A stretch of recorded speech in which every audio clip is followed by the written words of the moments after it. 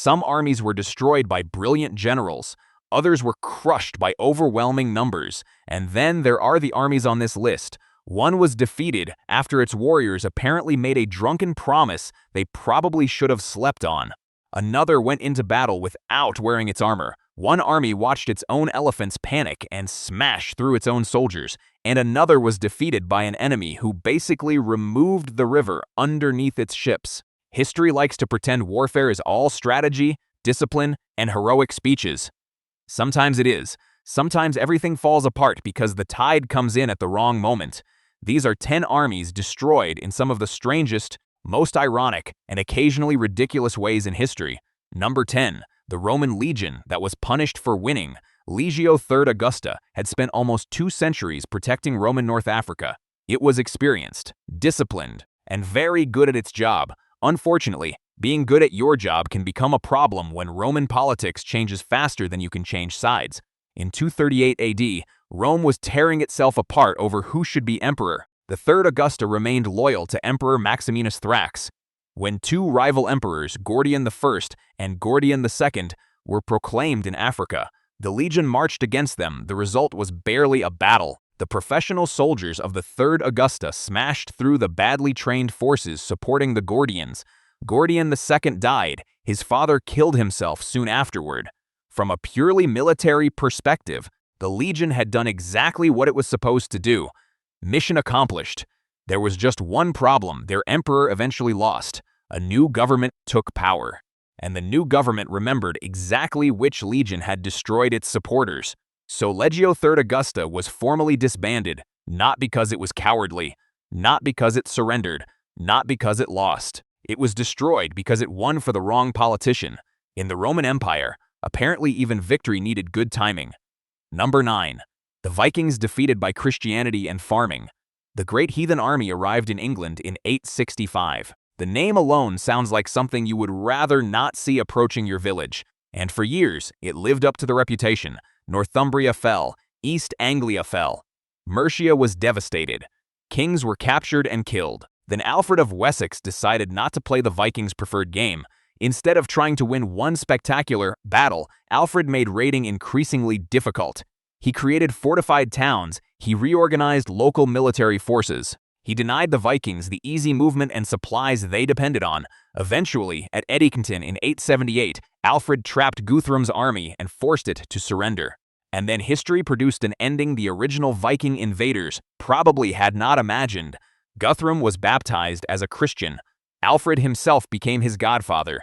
Many of the Vikings settled permanently in England. The terrifying pagan army that had toppled kingdoms was not dramatically wiped out. It slowly stopped being an invading army. Its warriors became residents. They converted, they raised families, they worked the land. Imagine surviving years of axe fights, sieges, and royal executions only for your military career to conclude with a baptism and agricultural property. The Great Heathen Army invaded England. England eventually turned much of the Great Heathen Army into farmers. Number 8. The army that conquered England and then lost its boss, Sweyn Forkbeard, accomplished something extraordinary. By the end of 1013, he had effectively conquered England. King Ethelred had fled. Sweyn was recognized as king. After decades of Viking attempts, somebody had finally done it. England was his, and then Sweyn died, almost immediately. He died in February of 1014, only weeks after achieving his greatest success. The exact cause remains uncertain. Illness is possible. An accident has also been suggested. One later Norse tradition blamed the ghost of Saint Edmund. That explanation should probably not be your first choice when filling out a medical form. But the important point is what happened afterward. Without Sweyn, the political structure holding his conquest together began to collapse. English nobles recalled Ethelred. The Danish forces fractured over succession. Sweyn's son Knut had to withdraw. In roughly 6 weeks, an army that had successfully conquered an entire kingdom lost much of what it had gained because one man died. It is difficult to imagine a more brutal demonstration of poor succession planning. They successfully captured England. They apparently forgot to develop a reliable procedure for what happened if the king stopped breathing. Number 7. The army that forgot its armor. Harald Hardrada was not an amateur.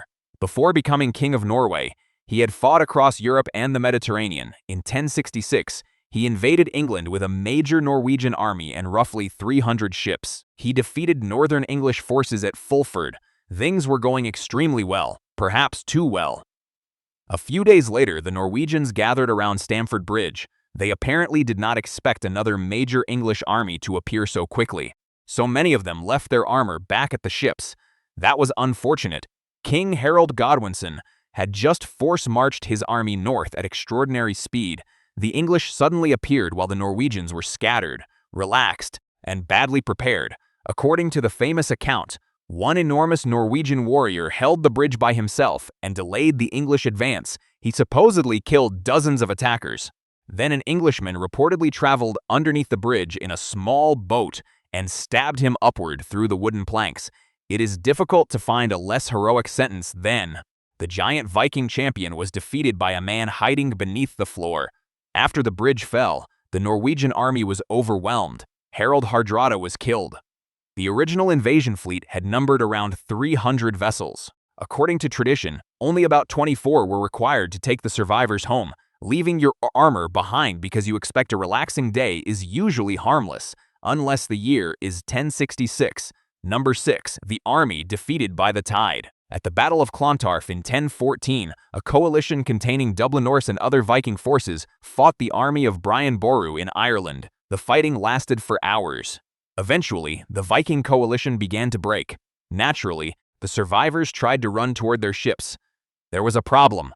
Earlier, the water had been in a convenient location. Now the tide had come in. The retreating warriors found the sea between themselves and safety. Many were wearing heavy mail. Heavy armor is excellent when somebody is swinging a sword at you. It is considerably less useful when you suddenly need to swim. Men drowned within sight of their ships. The retreat became a disaster. There is even a saga tradition involving a magical raven banner supposedly associated with victory and death, although those dramatic details were recorded much later and should be treated cautiously. The basic irony requires no mythology. Warriors survived hours of brutal close combat. Then the ocean arrived on schedule. It is one of history's simplest military lessons.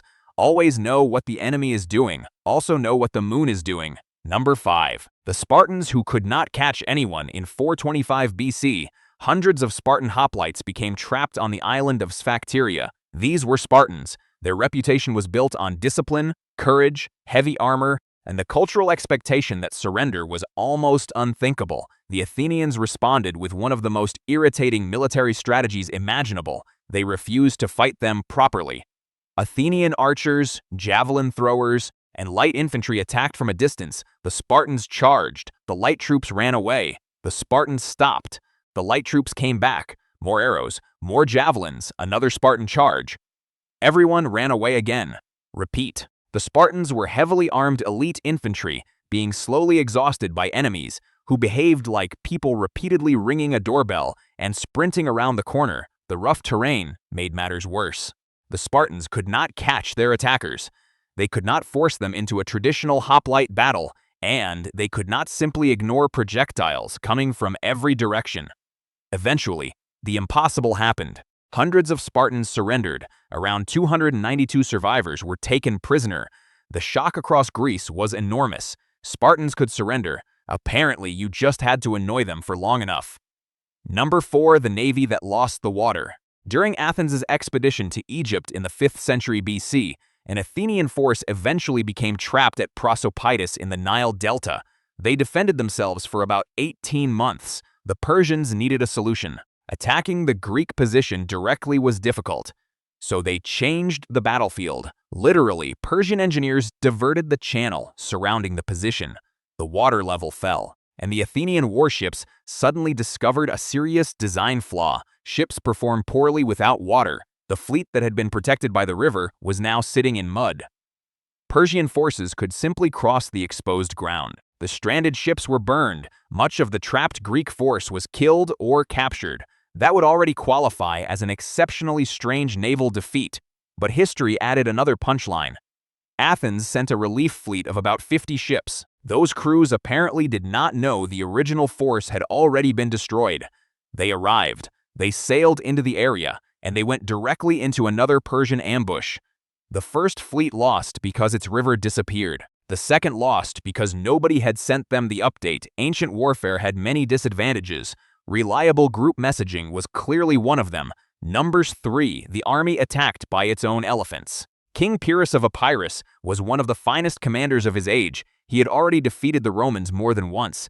Unfortunately, those victories were so expensive that his name gave us the expression Pyrrhic victory. At Beneventum in 275 B.C., Rome had learned from previous defeats. The Romans avoided terrain where Pyrrhus could use his phalanx and elephants most effectively. Then Roman missile fire frightened the elephants. This was a problem. A frightened elephant does not calmly return to headquarters for further instructions. The animals turned around and charged directly back into Pyrrhus's own formation. Imagine being a Greek infantryman.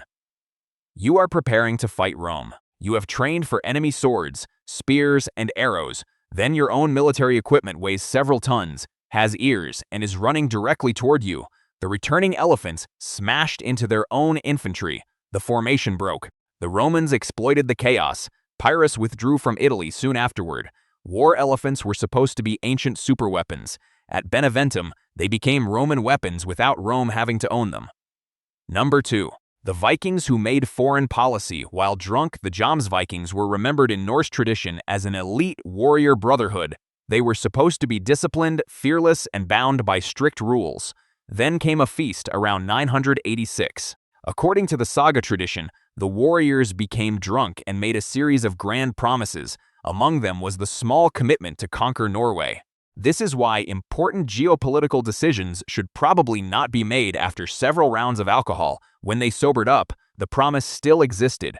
So they sailed north. Their opponent, Earl Håkon, drew their larger fleet into confined Norwegian waters, where maneuvering was difficult. Then a storm struck during the battle. Later saga tradition gave the storm supernatural assistance. Weather forecasting remains the more conservative explanation. Whatever the cause, the Jomsviking fleet was shattered. Many warriors were captured. Many were executed. Afterward, the famous brotherhood largely faded from the historical record. Think about the sequence: attend party, drink heavily Bostrom to conquer country, wake up, realize everybody remembers promise, attempt invasion anyway, get trapped in fjord, encounter storm, disappear from history. There are military disasters, and then there are extremely expensive hangovers. Number 1. The Viking army defeated by a real estate deal.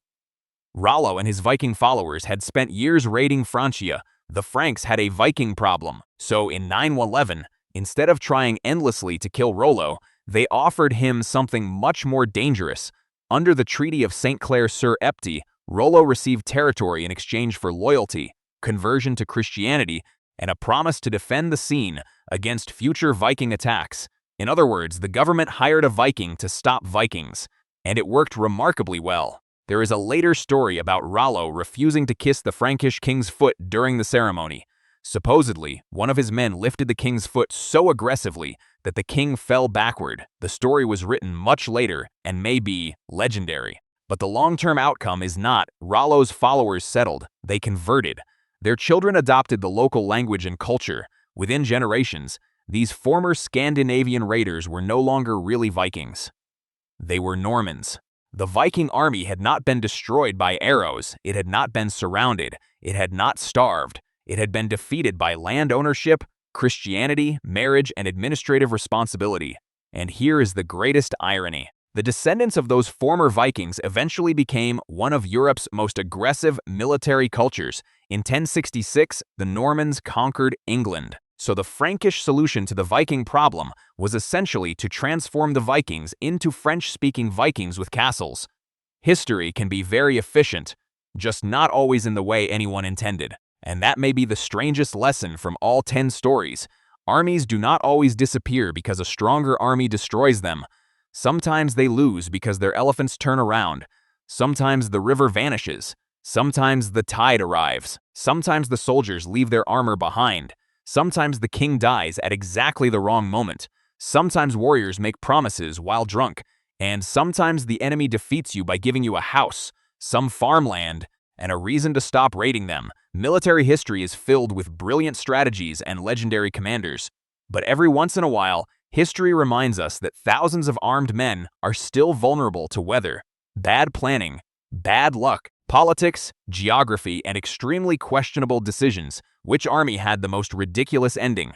The Vikings defeated by farming, the Navy defeated by mud, or the warriors who accidentally deployed their elephants against themselves? History has plenty of heroic last stands. These were definitely not all of them.